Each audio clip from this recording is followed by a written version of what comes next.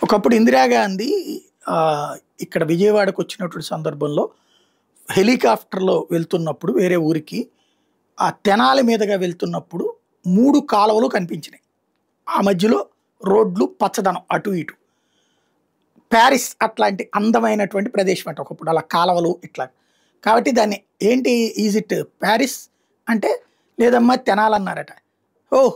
Andhra Paris అందట.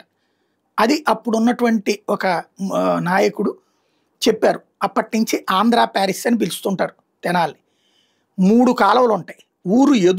ఊరు పురోగమనానికి, తిరోగమనానికి కూడా అదే కారణం.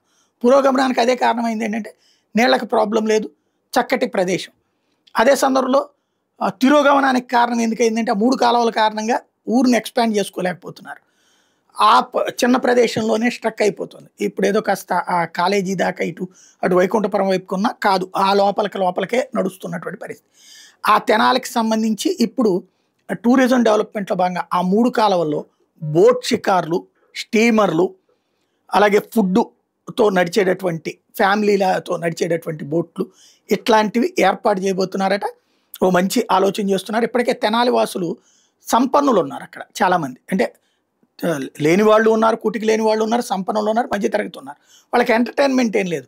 అయితే విజయవాడ వెళ్ళాలి. లేదంటే అక్కడ ఇప్పుడు ఈ మధ్యన స్ట్రీట్ హోటల్స్ టైప్‌లో కొన్నొచ్చినాయి. అక్కడికెళ్ళి రెస్టారెంట్‌లో తినాలి. అదే గనక ఈ పడవల్లో తింటూ తిరగడానికి తగ్గట్టుగా ఏర్పాటు చేయగలిగితే చాలా బావుంటది.